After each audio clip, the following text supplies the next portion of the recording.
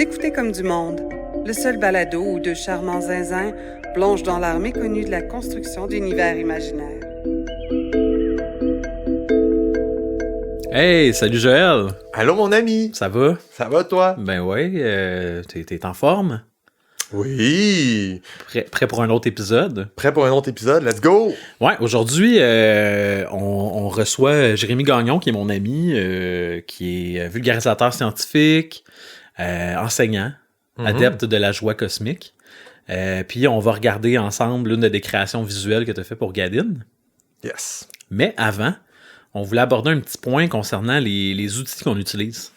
Oui, parce que tu as utilisé Wonderdraft dans l'épisode de la semaine passée. Puis je me suis dit, j'aimerais ça t'en parler un peu de qu'est-ce que tu utilises, puis tout ça. Ouais, ben dans le fond, je peux commencer par ça. Wonderdraft est apparu dans ma pratique de maître de jeu. Je cherchais une façon de pouvoir faire des cartes qui avaient un visuel qui se rapprochait un petit peu des vieilles cartes ou d'une vraie cartographie qui est surtout venu dans ma pratique parce que je suis pas bon pour faire des cartes à la main. Fait que je me suis dit qu'avec un logiciel de cartographie, ben je pourrais faire des trucs qui font un bon handout pour mes joueurs. Mm-hmm. Qui est pas quelque chose de fait sur le coin d'une table à la main. Au début, j'utilisais un logiciel qui s'appelle Incarnate, avec un Ink. Oui, bon. Incarnate. Ouais, j'ai essayé d'utiliser ça à un moment donné.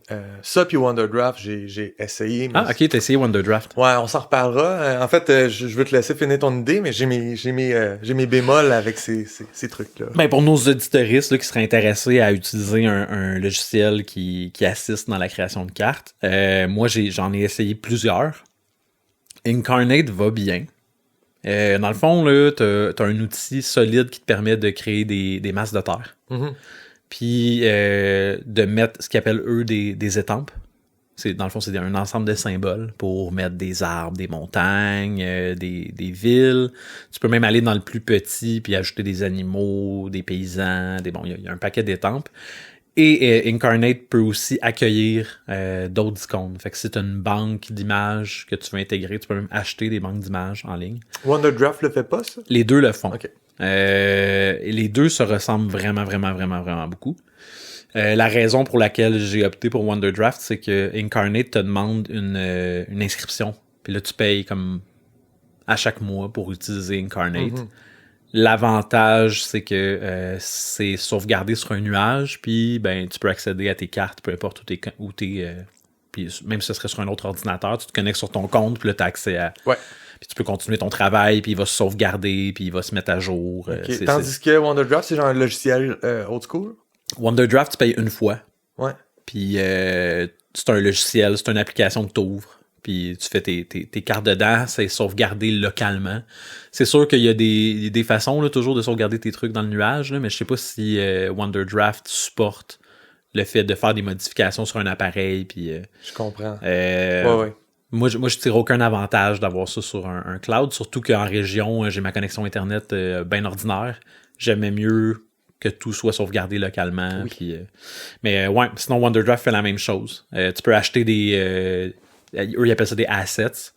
Il y en a vraiment beaucoup. Il y en a même des gratuits en ligne.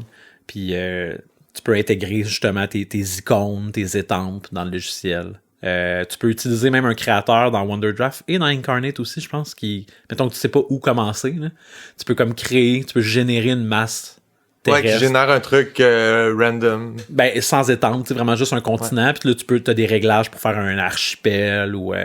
Fait que c'est un outil qui est parfait quand t'es poche pour faire des cartes. Qui peut donner quelque chose de convaincant.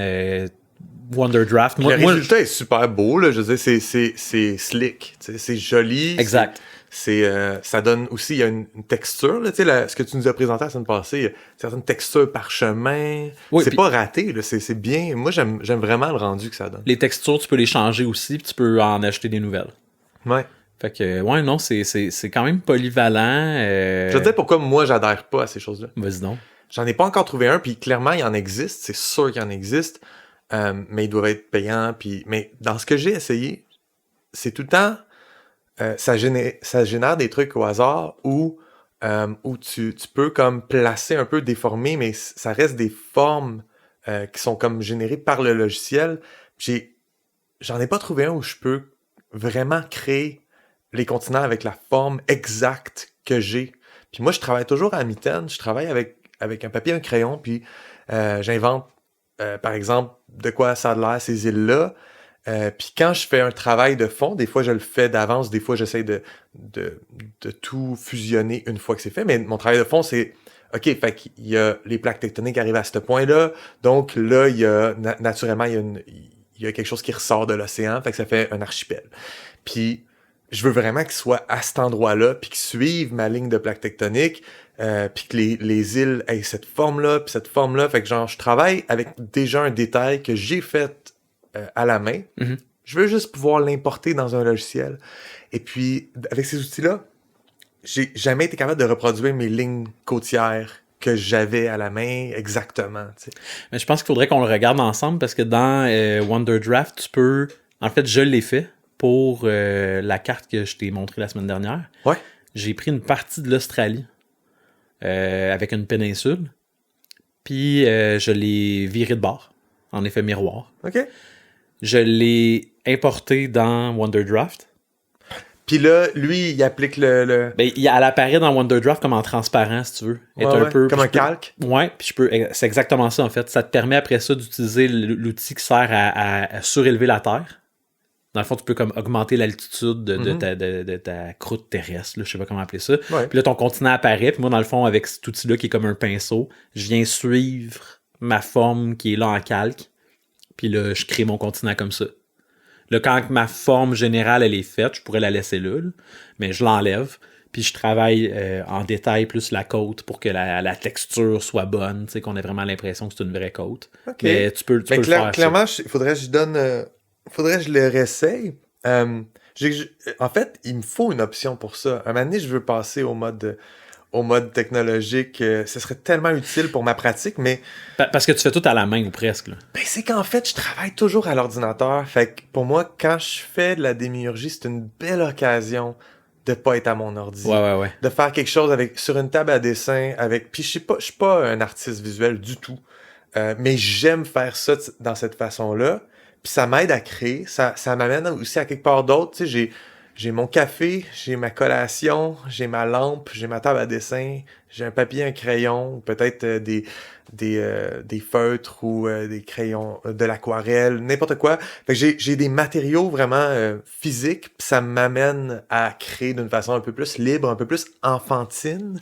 Puis je pense que c'est important à ma pratique, mais après ça, il faut que je puisse le passer à l'ordinateur, puis prendre une photo, c'est jamais génial. Fait que genre, ça serait vraiment bien de pouvoir utiliser un logiciel pour l'amener à être visuellement joli, t'sais, parce que c'est pas très beau ce que je fais. Mais moi, l'avantage que je vois là-dedans, c'est que si tu gardes une trace sur un ordi ou sur un logiciel comme Wonderdraft, quand vient le temps de faire une modification, tu veux déplacer une ville, ben oui. Tu veux, finalement, il n'y a pas de montagne là, ou ben c'est une question de quelques clics, tandis que sur tes dessins qui sont super beaux, là, c'est un petit peu plate quand il t'arrive. À chaque fois que je veux genre me rétracter sur quelque chose, faut que je fasse une nouvelle aquarelle. Ouais. C'est comme quand même idiot, là. Et puis dans le fond, j'imagine que tu gardes toujours une trace quand même digitale de qu'est-ce que tu as fait.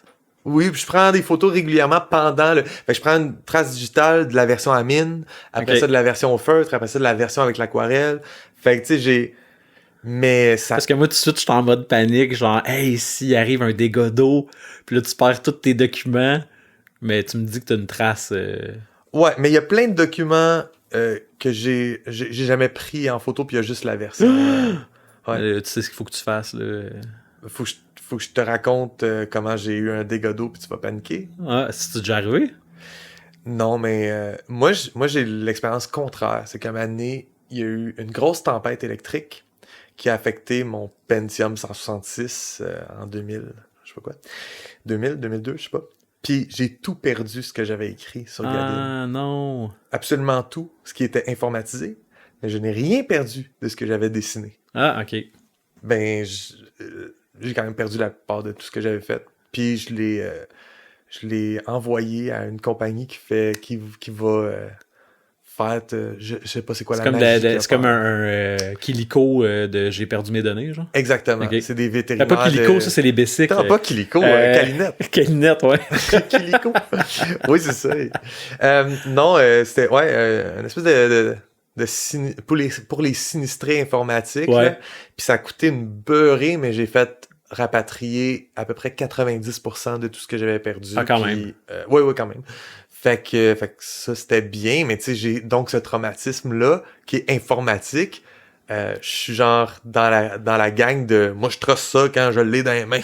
Ben, en fait, je pense que la clé est entre les deux est de mettre. Ben tout avoir en double puis en triple. Exact, là. de pas tout mettre tes œufs dans le même panier puis Absolument. d'avoir des backups. À l'époque, le nuage n'existait pas. Ouais. Puis je possédais pas de disque dur externe ou d'autres ordinateurs que l'ordinateur familial. Mais mes ressources étaient limitées. Ouais. Mais aujourd'hui, oui, absolument. J'ai tout en 3 versions informatiques puis une version papier. Ouais. Hey, avant qu'on enchaîne avec l'entrevue, moi, je commence à avoir un petit problème de prise de notes. OK. Je voulais savoir c'est quoi ta solution. Ah, les Dans le outils sens- genre organisationnels? Ben, c'est parce que je me retrouve à des fois avoir une idée sur le fly, là, genre oui, dans ma planétologie, je veux ça. OK, là, la note est prise. Puis là, le lendemain, oui, dans mon hydrologie, je veux ça. Là, la note, elle va à la même place. Puis là, fait que là, je me retrouve comme avec un paquet de trucs qui n'ont pas de lien ensemble. Puis là, je veux revenir sur un sujet, je suis obligé de faire une recherche. Fait que- Mais moi, je lis ce document-là, qui s'appelle juste idée. OK, Mais dès que... Dans le fond, tous mes trucs sont organisés par absolument tout le détail de cette partie-là de ma démiurgie, cette partie-là. Mais la plupart du temps, j'ai juste un document qui est facile d'accès, qui est juste des idées générales, puis j'ai mets toutes là, puis c'est juste quand j'ai mis en application qui se ramasse dans ma démiurgie pour vrai. OK. Mais ce que tu me dis là, moi, j'utilise ça de façon pratique, là, une espèce de document... Une espèce de sur mon slush cell. pile. Là, de... Ouais, c'est la pile du tout puis du n'importe quoi. OK. Puis je fais juste identifier c'est quoi, ça appartient à quel thème. Tu sais, j'écris, mettons, je sais pas moi, zoologie, 2 points, puis là, j'écris mon idée. OK. Puis j'ai ça pour genre 40 idées par rapport que j'ai eu. Puis de temps en temps, aussi, quand je cherche de l'inspiration, je le revisite, puis je fais comme, oh oui, il y avait tel truc que je pourrais peut-être ça fit avec comment faire ce que je veux Mais faire pour la semaine quand prochaine. tu le revisites puis que tu l'officialises, as-tu un système de classement?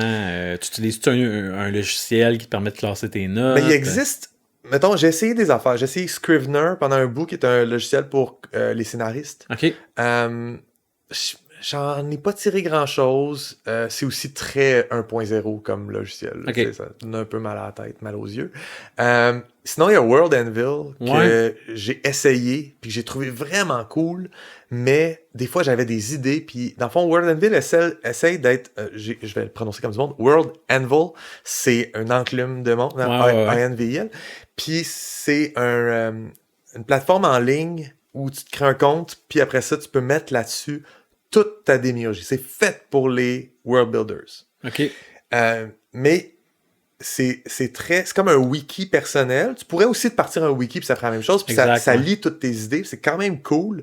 Mais j'ai tellement de matériel que je me suis dit, je vais juste aller faire mon World Anvil quand ça sera la version canon et officielle. Parce que j'étais encore en train de repasser des affaires que je fais comme ça, je le garde-tu, je le garde-tu pas, etc. Fait que je me suis dit, quand j'aurai genre quelque chose que j'apprécie puis qui est comme une version officielle, là, je vais aller le mettre sur World Anvil. En attendant, je travaille d'une façon comme très archaïque, mais ce qui fonctionne pour moi aujourd'hui, puis qu'avant, j'étais pas vraiment assidu là-dedans, j'étais pas vraiment bon, c'est que je me suis fait des arbres de dossiers, là, carrément, dans mon ordinateur. Dans Windows. Dans Windows, qui ont des noms très clair, puis je sais que si je clique là-dessus, ça me mène à telle affaire, si je clique là-dessus, ça me mène à telle affaire, puis à un moment donné, j'arrive à mon fichier Excel sur l'albédo de la planète, cool. C'est-à-dire sa réflexivité de la lumière du soleil. OK, cool. Fait que tout ce qui a trait à la surface de la planète se retrouve dans mon fichier Excel-là, tandis que si je veux, genre, le timeline de la dynastie, c'est pas là pantoute, c'est dans un autre onglet, autre onglet, t'sais. Fait que je sais où les choses se placent dans mon ordi, mais ce genre de logiciel-là fait tout ça en, tu sais, c'est comme un one-stop shop de ton monde. World Anvil, tu parles. Ouais. Il y en a un autre aussi, là. Il y a Kanka, il y en a une couple d'autres. Kanka, ouais. Mon problème, c'est que c'est très, très axé sur le jeu de rôle. Fait que souvent, t'as comme une intégration des règles d'un jeu. C'est un peu d'un jambes. Il y a beaucoup d'affaires d'un genre, puis il y a beaucoup d'affaires que je voudrais utiliser, puis qu'il n'y a pas. Ouais. Il y a rien encore de purement démiurgie. Non, il existe plein d'outils, mettons, pour l'idéolangaison, pour la construction de tes langues. Là. Ouais. Puis Word Anvil a comme une petite vignette pour ça. Hey, faites ça ici. Mais c'est tellement pas complet. Ben non. Mais ils veulent que tu le fasses là. T'as pas de façon de juste mettre tes infos de façon... Non, faut que tu le fasses dedans. Mais je veux pas faire du bon conlanging là-dedans. Là. Fait que aussi bien pas le faire là-dedans. Puis c'est une inscription mensuelle aussi encore. Là. Fait que t'as des mais c'est les affaires de 1 mois gratuit pour l'essai, là. Exact. Fait que, tu sais, c'est ça. Je l'ai testé, j'ai pas tiré vraiment profit de ça. Puis... On fera peut-être à un moment donné un épisode juste sur les... Parce qu'on a parlé un peu aussi à un moment donné de... des outils qui peuvent servir à créer des modèles pour ta planétologie, pour ton idéolangaison, fait qu'on pourra peut-être passer un épisode sur... il y a des outils informatiques vraiment, vraiment utiles. Des fois, juste des ressources scientifiques pour quelque chose, puis une fois que tu l'as regardé, tu vois la charte, tu fais « Ah, OK, moi, mon truc s'inscrit là-dedans », puis c'est juste, des fois, d'avoir un coup d'œil sur quelque chose, puis de comprendre. Cool. Ben, on invite aussi ceux qui nous écoutent à peut-être dans les commentaires, sur Discord ou par courriel à comedumondepodcast@gmail.com. J'en utilise pas assez, puis j'en connais pas assez. Puis, genre, je serais vraiment, vraiment content si on a des... je sais qu'on a des auditeuristes. Merci beaucoup, bonjour. Mais je sais pas à quel point on a des auditeuristes qui font leur propre démiurgie. Mm-hmm. Puis, je serais vraiment, vraiment intéressé à entendre qu'est-ce que vous utilisez, parce que peut-être je vais vous le voler. Ouais, vraiment. Ouais, okay. J'ai besoin de passer à l'ère numérique dans mon travail. Cool, fait qu'écrivez-nous, puis on fera un épisode vraiment sur les outils... proprement dit. Cool. Est-ce qu'on reçoit un vulgarisateur scientifique en astronomie, en planétologie ou Ouais, let's go, on fait ça. On passe à l'entrevue. Ben oui.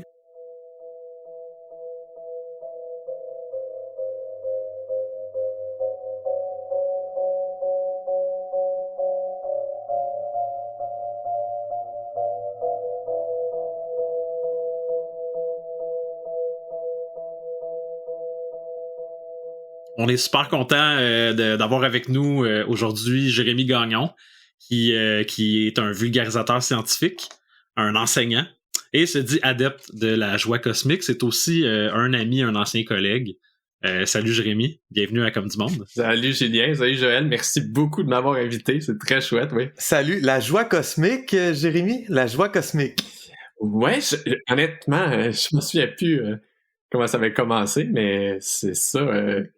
c'est un terme qui sème l'émerveillement puis qui permet de résumer bien comment on se sent par rapport aux étoiles puis par rapport à l'astronomie. Oui, parce que c'est de là que t'arrives d'un espace d'émerveillement puis après ça tu plonges dans la science. C'est pas mal ça, mais effectivement, ouais, non, c'est l'émerveillement qui nous anime. Comme tu sais, les enfants par exemple sont déjà des scientifiques à la base, ils ont déjà cet émerveillement-là.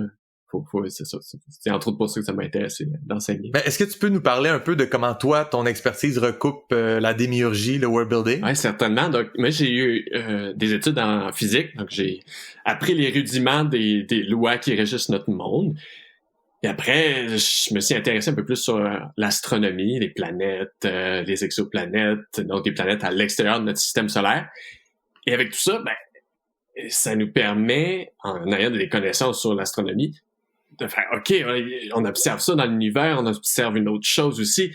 Et là, avec des mélanges, des liens, on est capable d'extrapoler pour imaginer des mondes complètement loufoques, farfelus, incroyables. Je pense que de partir des lois physiques et de l'astro, là, on peut faire des choses complètement sensationnelles. Là. C'est quelque chose que tu as déjà fait? Tu t'es déjà adonné à la pratique de construire des mondes fantaisistes de façon purement théorique, j'imagine? Ouais, j'ai été longtemps... vulgarisateur scientifique au Mont Mégantic, donc à l'Astrolabe du Mont Mégantic. Et j'avais justement une présentation que j'adorais où on parlait des exoplanètes. Et ma partie favorite de cette présentation-là, c'est là où je pouvais me laisser aller et parler des planètes qui me fascinaient totalement. Et, c'est pas facile en astronomie. On grappille des détails qu'on observe sur des planètes extrêmement lointaines, donc à des années-lumière, donc à des 10 000 milliards de kilomètres d'ici. on sait par exemple que elle a telle taille ou telle masse ou tel gaz sur cette planète-là existe. Mais juste à partir de ça, notre imagination peut vagabonder. Là. Dans le fond, quand tu théorises, quand tu t'émets des hypothèses sur qu'est-ce qui se passe sur une planète, en ayant seulement comme donné sa masse, son volume, sa composition, ben t'es déjà un petit peu dans la création de monde, t'es déjà en train de juste comme ben je prends ces paramètres-là, puis là, avec ces paramètres-là, ben il pourrait avoir ça. Ou il pourrait avoir ça dessus. Ou s'il y a la vie dessus, la vie pourrait s'adapter pour résister à telle condition. Fait que c'est quand même tout le temps un peu du world building, non? Exactement. Puis c'est intéressant parce que le world building, en même temps, rattrape la science. Moi, j'ai l'exemple en tête là, de Camino. C'est un exemple banal. Camino, la planète océan dans le deuxième... Dans Star Wars. Star Wars, oh ouais. Ben, Camino a été imaginé comme une planète recouverte d'un océan. On voit ça dans Interstellaire aussi. Mais cette planète-là, complètement recouverte d'un unique océan, ben, a été observée, mais après la sortie des films. Donc, cette planète-là, finalement, on a observé réellement dans l'univers, dans notre galaxie, après avoir été imaginé par des auteurs de world building. Donc, même le world building peut devancer là, les observations scientifiques. C'est comme une espèce de course, mais les deux s'influencent justement. On a été capable de déduire à partir de la taille et de la densité, donc à quel point elle était compacte, que c'est en fait cette planète-là qu'on avait observée au loin, elle était complètement océanique. Donc, il y a quelque chose d'intéressant dans cette rivalité-là. Comme quand l'évolution spéculative a comme un peu transpiré dans la vraie paléontologie ou dans le fait d'imaginer l'évolution d'une espèce puis de ben peut-être que il y aurait eu tel comportement puis finalement des années plus tard on se rend compte que ben c'est vrai puis on peut observer on peut observer des vrais traits chez des animaux qui sont éteints depuis super longtemps parce qu'on a pu les imaginer avant. Je pense qu'il faut pas se laisser brimer par le cadre de loi physique. On peut aller plus loin ou le cadre de ce qu'on observe dans la vraie vie. On peut aller plus loin que ça, réellement. Mais c'est aussi le propre de la science-fiction, ce dont tu parles là, qui est de prendre les lois qui régissent notre univers puis de les extrapoler, mais de rester dans un cadre, le hard sci-fi fait ça, là, reste dans un cadre très rigide avec les lois telles qu'on les connaît aujourd'hui. Et puis souvent, ben ça a donné lieu à des œuvres qui s'accomplissent dans le temps ou qui s'accomplissent pas exactement, mais on voit que ça aurait pu se profiler comme ça. Fait que dans ces cas-là, on dirait que je suis moins impressionné que quand quelqu'un a juste imaginé quelque chose de complètement wild, puis ça adonne que la science découvre la même chose un peu plus tard. Mais disons que dans l'exercice qu'on fait aujourd'hui, j'aimerais t'inviter à rester collé sur la science puis dire au départ, tu sais, premièrement, c'est quoi qui fait qu'une exoplanète peut être habitable? Qu'est-ce qui fait que si on imagine dans un monde inventé et construit que ce monde-là est bel et bien une planète dans un système solaire, dans une galaxie, c'est quoi les éléments qu'il lui faut pour être propice au développement de la vie? Puis qu'on a une histoire à mener, tu sais. Évidemment, on commence par se baser sur ce qu'on connaît, la vie sur Terre. Donc, il nous faut idéalement une planète tellurique, donc rocheuse. Quoique, on pourrait imaginer que la vie peut se développer sur une planète gazeuse, donc juste dans du gaz, une atmosphère gazeuse. Ça pourrait peut-être, mais on ne l'a jamais vu. Donc, difficile de savoir comment ça peut se développer, cette vie-là. Donc, tellurique. Deuxièmement, ben, faut que cette planète-là soit dans la zone habitable. Ce qu'on dit, cette zone-là habitable peut permettre de avoir l'eau liquide à sa surface. Donc, ni trop loin, ni trop proche de son étoile. Et si on parle de l'étoile, ben, faut aussi que ce soit une étoile, je dirais, pas trop colérique. Donc, il faut qu'elle nous donne effectivement une lumière suffisante pour que la planète soit assez chaude et avoir de l'eau liquide, mais pas trop colérique, donc pas trop d'énergie qu'elle émet vers la planète pour pas bombarder de rayons intenses, donc comme des rayons UV, la vie qui pourrait émerger sur cette planète-là. Mais là, si la planète est pas dans la zone habitable, qui est trop proche, mettons, qu'est-ce que ça fait? Ou qu'elle est trop loin, qu'est-ce que ça fait? C'est quoi les problèmes qui viennent avec ça? Mm-hmm. Donc, c'est trop loin, évidemment, c'est glacial, là, comme on pourrait l'imaginer sur Pluton. Quoique Pluton, donc planète naine de notre propre système solaire, ça bouge quand même sur cette planète naine-là. Il y a quand même des plaques tectoniques, il y a quand même du mouvement sur cette planète naine. Et pourtant, elle est vraiment éloignée de notre propre Soleil, de notre étoile. Donc, il y a des nuances à faire. Il faut aussi qu'il y ait une atmosphère propice pour l'apparition de la vie. Et l'atmosphère, c'est comme une couverture pour notre planète. Ça va permettre de tempérer et de faire en sorte que le côté nuit et le côté jour soient pas des différences de température extrêmes. Vraiment comme une couverture pour tempérer le tout. Et l'atmosphère nous permet aussi peut-être d'imaginer des planètes un peu plus proches ou plus loin ou plus distancées de la zone habitable. Ça permet de tempérer encore une fois tout ça. OK, ça peut stretcher un peu ce qu'on considère être la zone habitable. Oui, puis il y a aussi le champ magnétique à prendre en compte. On a souvent entendu parler que la planète Terre avait un gigantesque champ magnétique qui agit comme bouclier. Ben ça, c'est essentiel. Si on regarde notre voisine Mars, Mars, son champ magnétique s'est vraiment étiolé au fil des millions d'années. Et donc, Mars n'a pas eu ce bouclier-là magnétique qui protège normalement une planète des rayons nocifs d'une étoile. Sans ce bouclier magnétique-là, tranquillement, l'atmosphère de Mars s'est dissipée. Donc, il faut aussi penser au magnétisme. Donc, vraiment, de savoir toutes les petites lois de la physique peuvent nous permettre de créer ce monde-là cohérent et solide. Comment une planète, disons, tellurique, obtient son champ magnétique? Est-ce que c'est parce qu'il y a carrément du fer dans le noyau? Parce que c'est ça, la Terre a du fer dans le noyau. C'est-tu le fer qui donne le magnétisme à la planète? Je suis content que tu poses cette question-là parce que pour moi, le magnétisme, c'est déjà une forme complètement hallucinante de loi physique qu'on pourrait exploiter davantage en démiurgie, par exemple. Le magnétisme d'une planète, c'est créé à cause des mouvements à l'intérieur du cœur de la planète. Donc, dès qu'il y a du mouvement de quelque chose qui est électromagnétique, ça crée du magnétisme. Donc, un électron qui bouge, donc un électron qui fait de l'électricité, il bouge, il crée un magnétisme. À l'intérieur de notre planète, c'est gigantesque, donc ça crée un gigantesque magnétisme.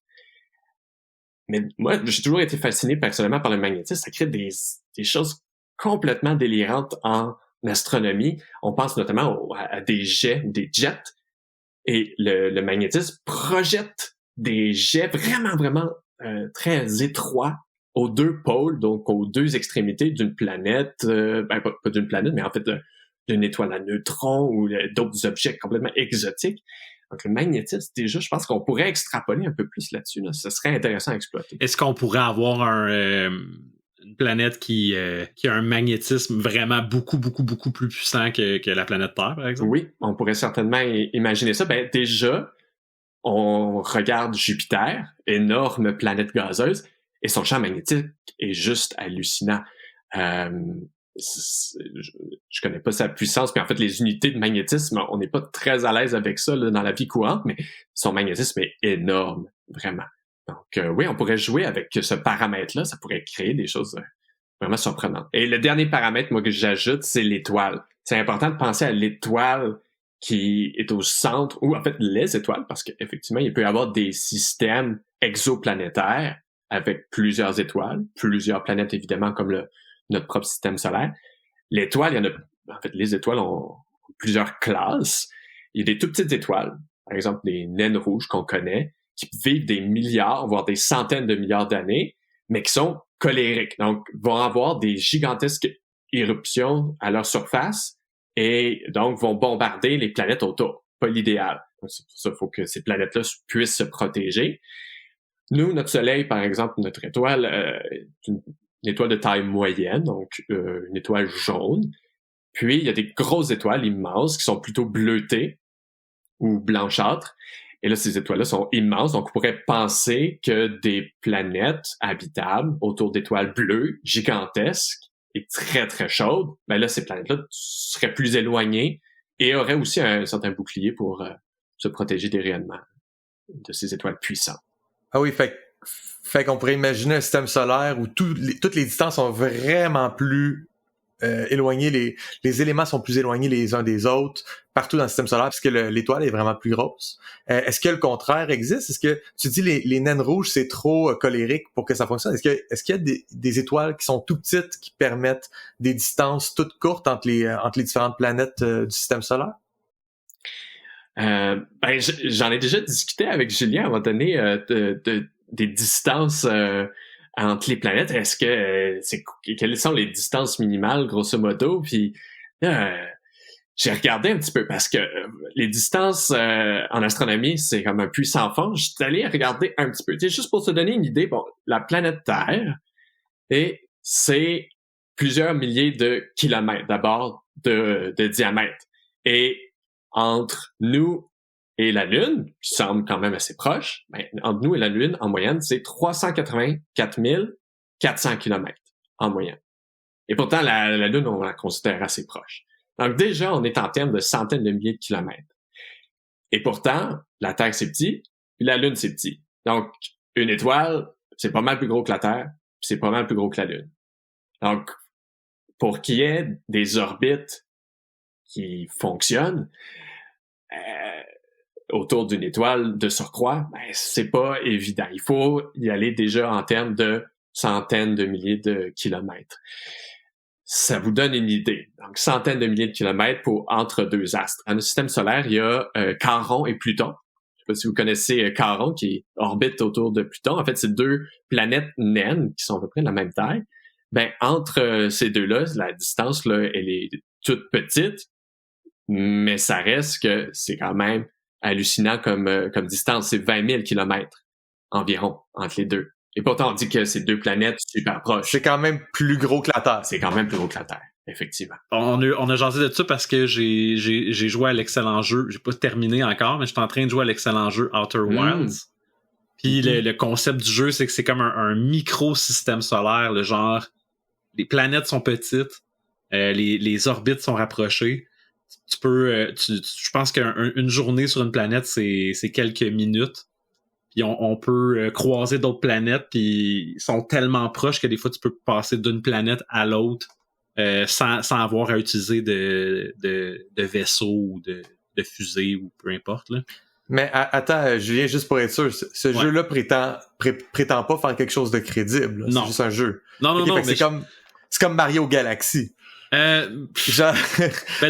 non, mais c'est Mario Galaxy, mais avec des règles au niveau de la gravité, puis au niveau de... Fait ils ont recréé, parce que le jeu vidéo le permet, là, ils ont recréé ce système solaire-là qui est vraiment rapproché, puis t'as des distances. On avait jasé avec Vincent Mauger de pas parler de distance, mais eux, ils donnent tous les chiffres, là.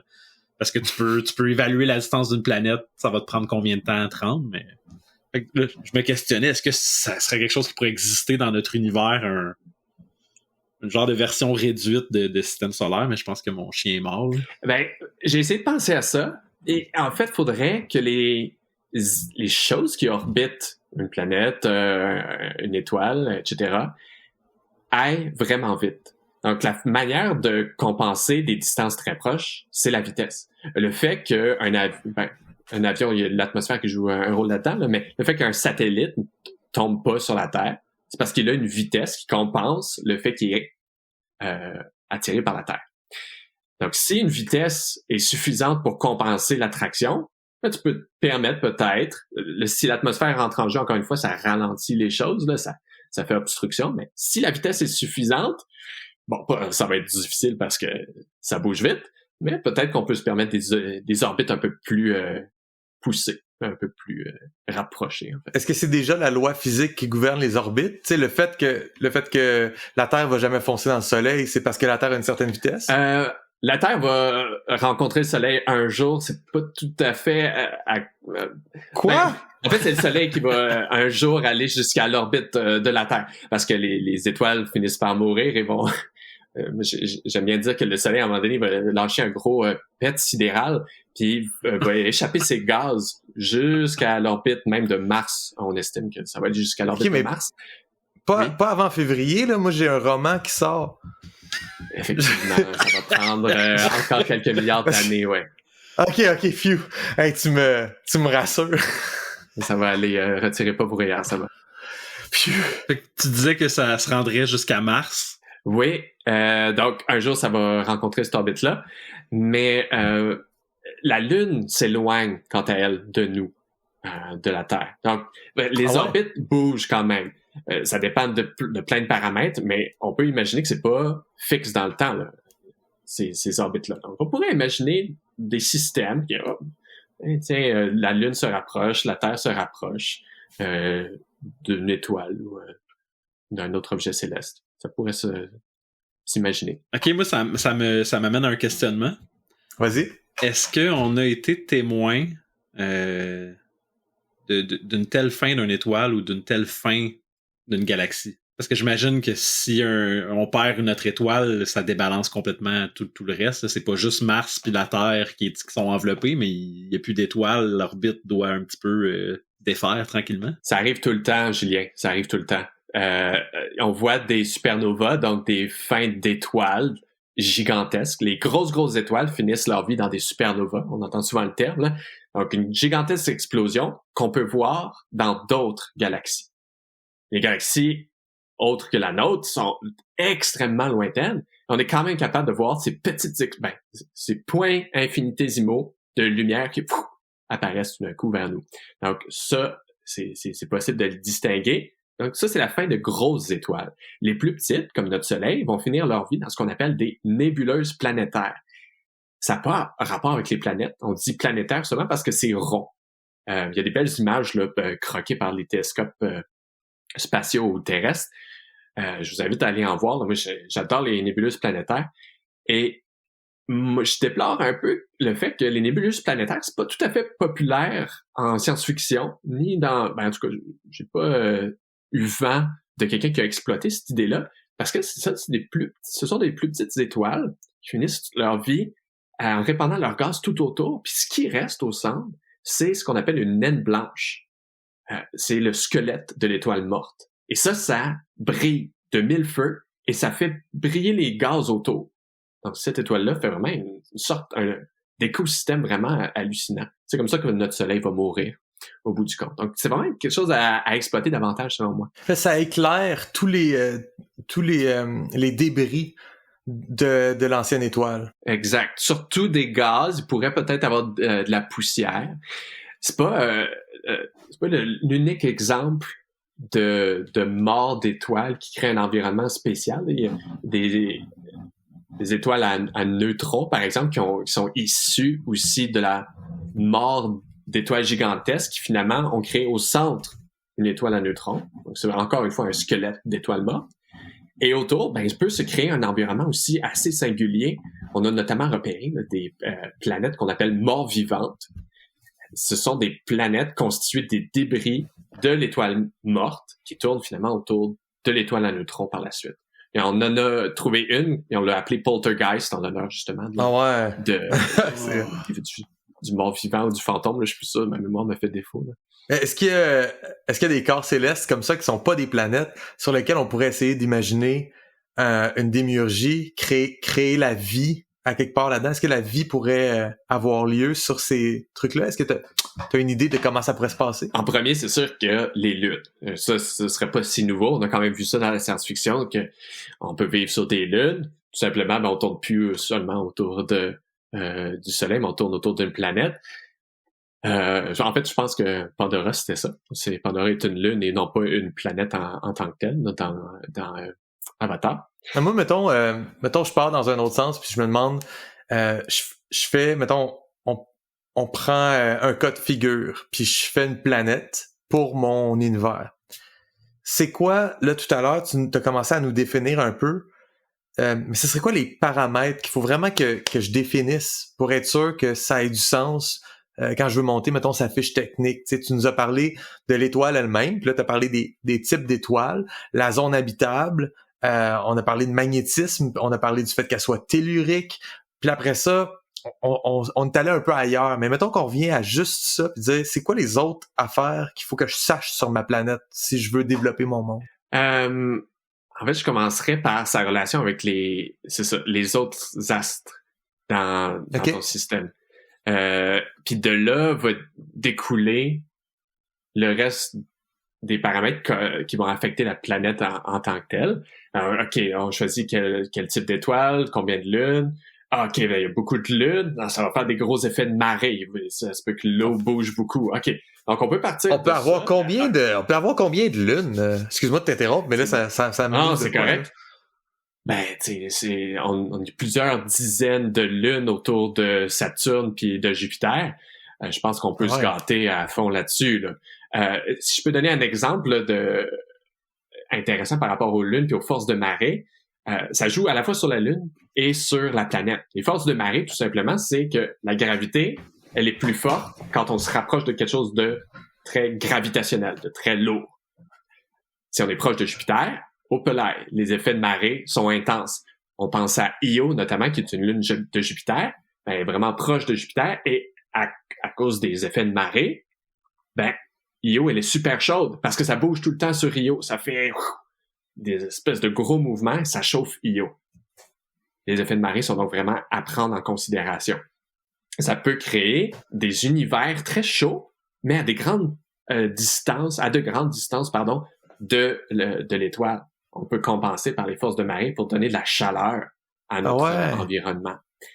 Donc, on pourrait avoir un environnement habitable qui n'est pas dans zone habitable dans ce temps-là. Exact. Avec les forces de marée, ça pourrait être intéressant. Justement, on pense là que Encelade ou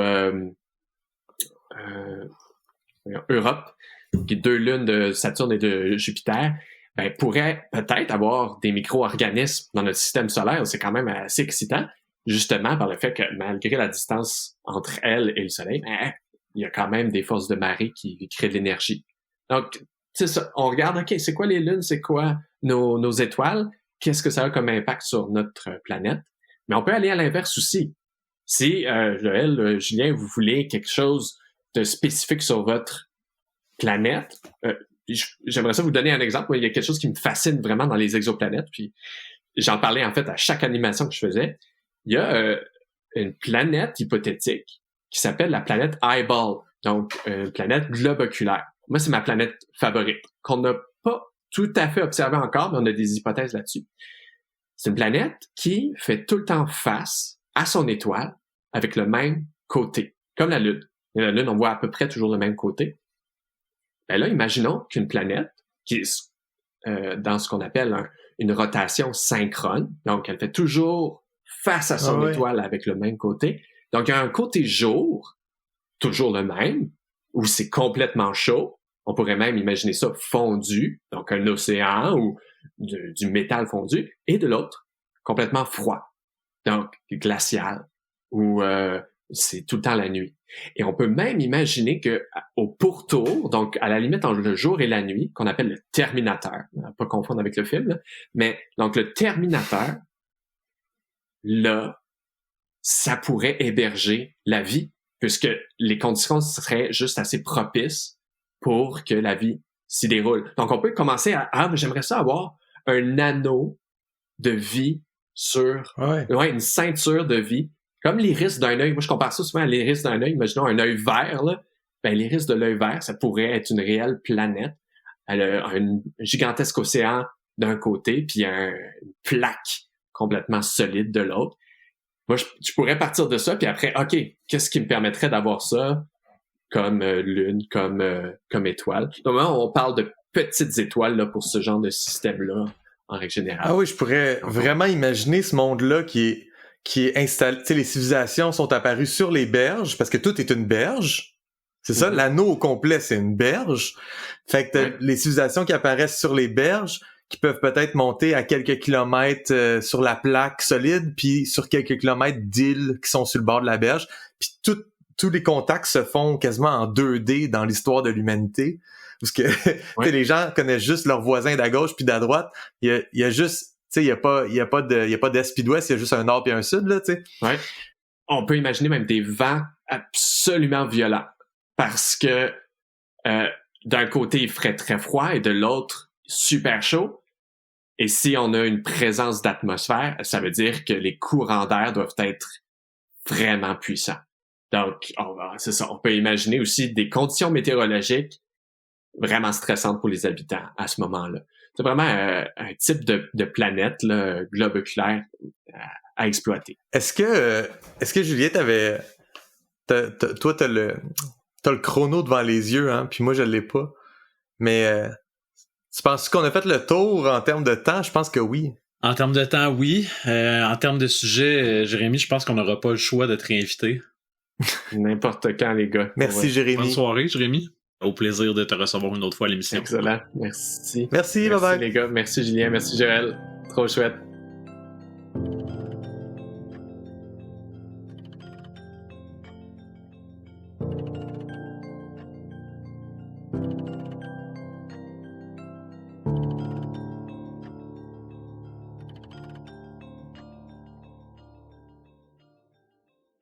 Je sais pas ce que j'ai mieux aimé entre la sandwich qu'on a mangé puis l'entrevue.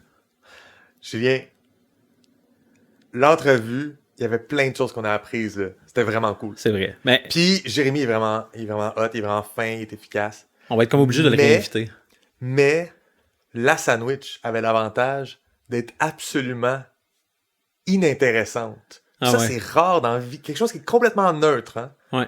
Une sandwich, vieille sandwich sortie du congélo, à peine réchauffée assez pour que... Moi, j'aime ça la bouffe très chaude, puis c'était pas assez chaud pour Exact, moi. ouais. Ben, Il y avait... tout était trop comme gris. on n'apprécie pas assez la platitude, tu sais, La mornitude, Ouais. les drabe, choses drabes. ouais.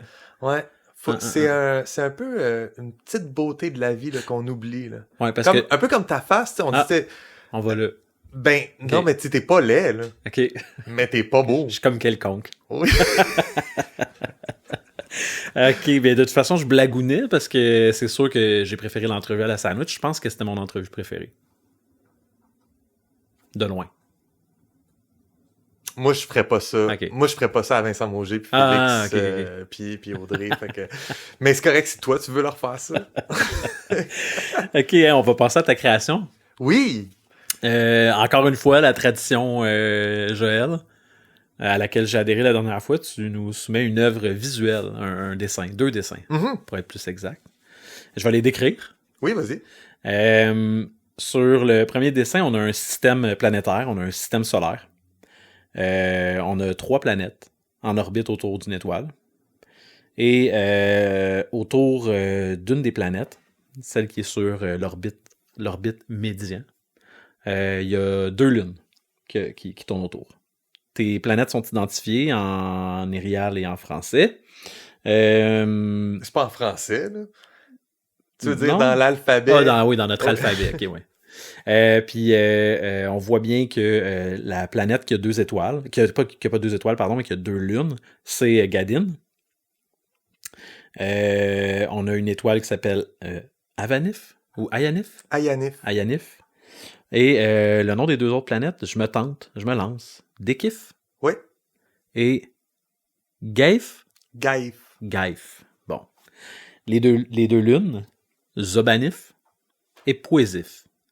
Mhm. Je suis pas pire? Oui, tout à fait. On va pas s'assassiner sur des détails. Là. C'est ça le nom.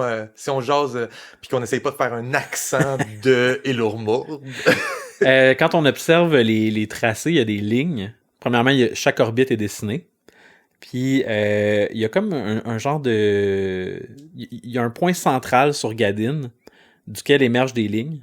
Et ces lignes-là nous montrent qu'il y a un alignement des astres. Il y a un alignement au niveau des planètes et des lunes et de l'étoile. Qui fait que toutes les planètes sont disposées une à côté de l'autre. Et on imagine que ce point-là sur Gadin serait un lieu où on peut se positionner puis voir ces astres-là alignés. Ce qui m'amène au deuxième dessin. Le deuxième dessin, c'est un panorama d'un paysage tropical. Il y a des palmiers. C'est près d'un plan d'eau. Il y a 5 grosses structures qui dominent l'image au milieu, là. On dirait des sortes de temples ou des sortes ouais, on dirait des temples, un peu en forme de vase. Il y en a 5 qui supportent... Écoute, je sais pas, tu vas me le dire tantôt, je sais pas si c'est le visuel qu'on a quand les astres sont alignés et ça donne que ça s'aligne avec les temples, ou Est-ce qu'il y a une représentation de ces astres-là qui est construite au-dessus des temples? Ouais, il y a des gens aussi qui observent. C'est ce que je pense voir, là. Dans l'eau, il y a des roches. J'aime ça que tu dises ce que je pense voir, Ben- parce que c'est mon coup de crayon qui est pas le plus maîtrisé. Ouais, non, mais c'est comme de l'art naïf, là, c'est beau. Oui, c'est de l'en naïf. Mais je pense reconnaître des gens qui portent des toches de différentes couleurs. Ouais. OK? Puis il y a un navire aussi, il y a un voilier, puis il y a comme 2 silhouettes qu'on peut voir sur le voilier. Fait qu'il y a des gens qui viennent... Mais est-ce que c'est comme des têtes qui sortent de l'eau? Oui. OK, fait qu'il y a des dauphins qui regardent. Mhm. OK. Ou des dauphins ou des phoques? C'est des gens dauphins. OK. Fait qu'il y a des gens dauphins qui regardent, puis parmi ces gens dauphins-là, il y en a 5 qu'eux, ils ont du linge. Ouais. J'en ai un autre sur une autre roche plus à gauche que j'y ai mis du linge, mais l'aquarelle n'est pas toujours mon ami. Quand j'ai mis une couleur à son linge, elle s'est comme diluée avec la couleur de l'eau. Ouais, OK. Cool. Fait que, ouais, puis au début, je pensais que t'avais comme une chaîne de montagne en arrière des temples. OK. Puis je me suis rendu compte que ça faisait aucun sens si on voyait les astres qu'il y a une chaîne de montagne. Fait que je pense que c'est comme un ciel nuageux qu'il y a en altitude. C'est juste ça, c'est Ok. juste comme des couleurs différentes du ciel. Fait que ciel nuageux en haut, puis après ça, comme l'orangé du coucher Ouais. de soleil. Fait que c'est 2 super belles illustrations. Là. Je niaise là, quand je parle d'or naïf. Là. C'est réussi. Est-ce que ma description te convient? Mais oui, tout à fait. OK, je te donne mes impressions Oui, puis mes questions. ouais. Oui, vas-y fort. Ben, premièrement, là, si on regarde les astres, on voit 3 planètes. Est-ce que c'est diégétique ce que tu nous proposes, puis c'est comme le monde connu, mais version planète, puis c'est les planètes qu'on est capable d'observer de Gadin? Oui. Donc, C'est le monde connu OK. par les astronomes de leur époque. Là. Fait qu'il y a possiblement, peut-être ou peut-être pas, d'autres planètes plus loin que Goyf. Que Gaïf. Gaïf. Ouais? Oui, il y aurait possiblement d'autres planètes plus loin que Gaïf, et pourquoi pas peut-être d'autres planètes plus proches que Dekif, Ok. qui sont juste pas visibles à l'œil nu. OK. Fait Bon. que ils ont peut-être un Neptune, ou eux autres, là, tu sais. Je passe à l'autre illustration. Là, vous allez voir, je vais me promener d'une à l'autre là, parce que pour moi, ils font comme un tout. Est-ce qu'on parle de temple ou on parle d'observatoire? C'est ici un temple. Dans le fond, tu veux-tu me poser des questions ou tu veux vraiment... parce que je peux t'en parler. Ben, de mon ça. impression, c'est que c'était des temples parce que le choix que tu as fait de structure, ben, ouais, ça me rappelle un petit peu des structures anciennes. Fait que je vais revenir là-dessus là, tantôt. Mais pour moi, mon feeling, c'était temple.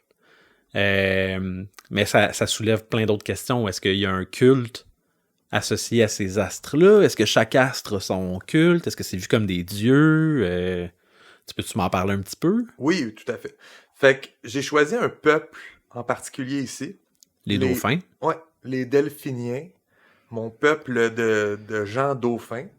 Je les ai mis... J'avais le goût d'en faire des centaines puis de faire une belle foule. Mais T'as abandonné. j'avais pas le goût t'avais pas le non, goût. oublie ça. J'ai pas le goût de dessiner dans la vie. OK. Quand j'étais rendu là, j'étais comme, je fais des petites têtes dans l'eau, je pourrais en faire encore plus. Mais regarde, j'en ai une coupe. Mais tu là. vois que Fait eux sont là pour regarder le temple. Tout ce que tu fais a une conséquence parce que moi, dans mes notes, j'ai qu'il n'y a pas beaucoup d'observateurs. Fait que là, j'associais déjà ça à un genre de pèlerinage super rare. Il y a genre 6 personnes qui se déplacent pour aller voir ça. Absolument pas. Fait que Ok. dans le fond, c'est juste, en général, les Delphiniens vénèrent ce temple-là. Et ça serait juste une journée comme toutes les autres et non pas la vraie journée où ce que les 5 astres s'alignent. Il y aurait peut-être ce nombre de personnes-là. Mais dans la vraie journée où les 5 astres s'alignent, la mer est remplie. OK. Ouais. J'ai juste pas les compétences artistiques pour dessiner cette journée-là. C'est un événement, là. Fait que pour moi, l'événement qu'on voit en haut, dans l'image, la première image, OK. c'est quand, si on regarde Gadin, il y a des petits éléments de terre, mais Gadin, c'est surtout de l'eau. Mais tu vois le point où ça converge. Ouais, exact. C'est le point où il y aurait le temple. Là, j'ai mal dessiné les trucs parce que ce point-là devrait être devrait normalement être au centre de la planète OK. et converger vers le centre, puis qu'on l'aurait central, comme ça ferait le bon angle pour un coucher de soleil de Gadin à Ayanif. Pour avoir Un coucher de soleil. à l'horizon. Là. En réalité, c'est le vrai point, mais il est pas à ce moment-là de la rotation Ok. terrestre, il est comme une couple d'heures plus tôt, là, 6 heures plus D'accord. tôt. Ouais. Puis, c'est ça. Fait que ça, c'est les 5 astres qu'on voit par-dessus le temple qui s'appelle Ruan Feut, qui veut dire temple pour les 5. OK. Puis c'est vraiment un temple dédié aux 5 astres visibles dans la sphère céleste qui illuminent, hein, parce que les étoiles existent, mais les 2 planètes, 2 lunes, un soleil forment comme le monde connu, vraiment hot. Et puis oui, ils sont vénérés comme des dieux. OK. Fait que le dieu de Gaïf, je veux dire la planète Gaïf, son nom, le if à la fin, ça veut dire divinité. Ah, OK. Ayanif, Dekif, Zobanif, Poésif, Gaïf ont tous le son if à la fin et ça veut dire le Seigneur Soleil, le Seigneur Planète. Malade. Et puis, c'est ça, sont vénérés par les dauphins. Puis s'ils sont vraiment alignés par-dessus leur socle, genre, ils viennent prendre cette position-là, mais ils n'ont pas nécessairement cette grosseur-là. Ça finit pas par être exactement la même grosseur. Tu sais, si je fais mes calculs comme du monde, ça va être des grosseurs différentes. Mais l'artiste, pour moi, ce tableau-là il est diégétique. Mhm. Il y a un artiste peintre en ce moment qui est à distance, sur le mât d'un bateau. Qui a un style un peu naïf. Il y a un style un peu naïf, mais aussi, il dessine les astres là où ils vont, pas Ok. là où ils les voient. Ouais, Fait parce pour- qu'il faudrait qu'ils viennent exactement à ce moment-là s'ils voulaient le faire. Oui, puis il y aurait pas mal plus de monde. OK. Fait que tu sais, puis ça serait pas des... là, c'est des représentations un peu iconographiques des planètes. Ouais, ben c'était une de mes questions parce qu'ils Ils ont ont toutes la une même couleur, grosseur. ils ont une couleur qui les représente, ils ont des traits qui les représentent, puis on voit les mêmes sur son autre œuvre qu'il a faite du système solaire. Fait que c'est un peu plus décevant que ça dans la vraie vie. Là. Je pense que c'est pas aussi catchy. Ça, c'est la version Ok. idéalisée Ouais, par, ouais. par un savant de son époque. OK. Puis, ouais, tu m'as demandé c'est quoi? C'est un culte? C'est clairement un culte des dauphins. Leur peuple à eux vénère ces 5 astres-là. Puis, ils ont érigé un temple à un endroit où une fois par whatever, on travaillera la temporalité un autre jour, là, mais toutes les orbites s'alignent Ouais. pour que chaque astre occupe un espace. Au à côté de sommet, l'autre. au sommet de ces temples-là. Exactement. Une fois pas par année. Là. C'est une Non, fois par- c'est ça, c'est ouais. super rare, là, on s'entend. Là. OK. C'était une de mes questions. Toi, tu l'as pas fait encore le calcul pour savoir ça se reproduit à quelle fréquence. Je l'ai fait, mais je suis pas confiant. Puis Ok. faut que je confirme mes affaires. Mais ouais, c'est ça. Est-ce que tu peux quand même nous dévoiler si c'est de l'ordre de genre... Tu peux même pas te dire que tu vas le vivre dans ta vie, mais ça va peut-être être la vie de quelqu'un dans ta lignée qui va le voir une fois, genre? Ouais. OK. C'est aussi, ça dépend t'es de quelle espèce, parce qu'ils ont pas toutes la même longévité, mes peuples. Ouais. Mais c'est à peu près une fois aux 125 ans. OK. Puis c'est à une heure précise, Oui, une ben journée oui. précise. C'est un moment, là. Ouais. Fait que moi, dans toutes les affaires de datation puis de chronologie, faut que je mette ça en concert avec mes mouvements célestes pour voir, tu sais, vraiment. Mais j'ai décidé que ça arrivait puis que ça existait. Mhm. Fait que là, il faut que je motive mon macroscopique, tu sais. Puis c'est avec super cool, là. Moi, je trouve ça vraiment cool, cette idée-là. ça. Ouais. Ouais. Mais c'est vraiment à la suite de notre conversation avec Vincent, pas avec Vincent, avec Jérémy, Ouais. mais aussi à la suite de notre conversation sur l'urbanisme. Puis, Ouais. tu sais, on a parlé des villes qui sont orientées pour créer, tu sais, selon les astres qui passent par-dessus. Fait que je me suis inspiré de comme du monde, puis Ok, j'ai mais- inventé ça. C'est cool parce que ça me permet de déduire la réponse à une de mes questions. Parce que j'ai écrit dans mes notes... Ouais, OK. J'ai écrit « Construction récente ou monument ancien ». Parce que c'est les seules structures présentes dans le dessin. Fait que là, j'étais comme... Il n'y a pas de ville autour, il n'y a pas de village, mais dans le fond, c'est... Il est en dessous de l'eau, le village ou la ville. OK. Là, tu hoches la tête, là, Ouais, je le dis pour non, les gens à mais- l'audio. Mais c'est hot, oui. Ok. Oui, parce que c'est un peuple qui... Les dauphins, ils ont une civilisation sous-marine. OK. Ils ont des îles aussi, qui sont derrière nous, tu sais. Ouais. Fait qu'il y a beaucoup d'îles qui habitent. Mais ils ont érigé ce temple-là, pas sur une de leurs îles, mais plutôt à un endroit précis, parce que c'est à ce spot-là que ça se lève. Mais peut-être aussi, il y a d'autres raisons. Je pense que, par exemple, ça, c'est le début de leur continent. Puis ils ont des alliances avec les peuples environnants, puis etc. Les dauphins étant un peuple sous-marin, peut-être que ériger ces structures-là, c'est pas eux-mêmes qui l'ont fait. Ils l'ont fait avec l'aide et ou l'esclavage d'un peuple autour. J'ai pas encore tout décidé, mais je les veux quand même pacifistes, ce peuple-là. Fait que je pense que c'est vraiment genre...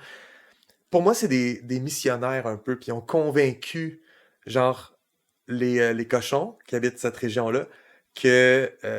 non, c'est hot, les 5 astres, là. C'est les vrais dieux qui nous ont tous créés, etc. Ouais. Puis là, ils ont érigé ça, donc, avec eux. Mais il y a très, très longtemps. C'est pas une construction récente du tout. OK. Ben justement, parlant de l'âge de ces constructions-là, moi, ça me donne un feel, en regardant les choix que tu as faits là, au niveau des formes, au niveau des textures, que c'était peut-être comme un monument ancien, un peu comme nous, on voit les pyramides de nos jours. Ouais. OK. Puis c'est vraiment comme ça. C'est pas des ruines, ils sont pas laissées à elles-mêmes. Il y a des gens qui croient encore à ça, puis sont... il y a de la réflexion qui se fait de temps en temps, etc. Mais ça date d'un temps immémorial. Okay. Mon peuple éléphant, qui est plus érudit puis historien, il y a de l'historiographie qui se fait, etc. Eux connaissent la date où ça a été érigé. Mais les cochons, mettons, qui ont été la main-d'œuvre pour l'ériger, s'en rappellent même plus dans leur culture. Mais c'est au coin de la rue. Puis j'ai décidé qu'il n'y avait pas de ville autour ou pas de monument, mais c'est pas parce que c'est pas habitable, c'est vraiment parce que je pense que c'est un lieu de culte, puis il y a une restriction religieuse. Tu peux pas te construire autour de ça. Non, okay. Non. C'est un endroit sacré. Le représentant de l'urbanisme de cette municipalité-là n'est pas d'accord. Ouais, fait qu'il y a pas de ville autour. La ville la plus proche est même pas comme à proximité. C'est une place pour faire le pèlerinage, te tenir dans l'océan. Fait que, tu vois, j'ai mis un bateau. Pour moi, ça, c'est des hommes cochons. Qui viennent voir. Ouais, ils viennent voir de leur point de vue à eux, mais du point de vue de la Terre, tu vois jamais ça se passer. Parce que, mettons, à l'aube de la même journée, les astres n'ont pas exactement le bon... Fait qu'il faut que tu sois du point de vue de la mer pour le voir se passer. Totalement. OK. Au niveau des structures encore, il y a l'air d'avoir comme une gradation en importance. Fait que moi, ce que je reçois là, quand je vois ça, c'est que le soleil, c'est le dieu qui a le plus d'importance parmi les 5. Suivi après ça des 2 lunes. Et qui sont suivis à la fin par les planètes. Ma déduction, c'est que ça va avec la visibilité des astres. Le soleil, ben, il est omniprésent. Là, à chaque fois que c'est le jour, on le voit. Les lunes tournent autour de Gadin, donc on est familier avec les lunes, mais d'observer des planètes, des fois, ils peuvent être dans une orbite lointain, ils sont pas là pendant un bout. Donc, est-ce que cette gradation-là en importance, tu y as réfléchi? C'est pas une gradation d'importance du dieu. Okay. Je crois en fait que mes delphiniens, ils vénèrent également ces 5 dieux-là, puis dépendant de la région, tu viens de l'île du Nord, t'as plus un culte pour Zobanif, puis si tu viens de l'île du Sud, t'as plus un culte pour Dekif. Fait que pour moi, c'est pas une importance des dieux, c'est comme une comment qu'on dit ça? Pas trinité, une pentanité. Là. OK.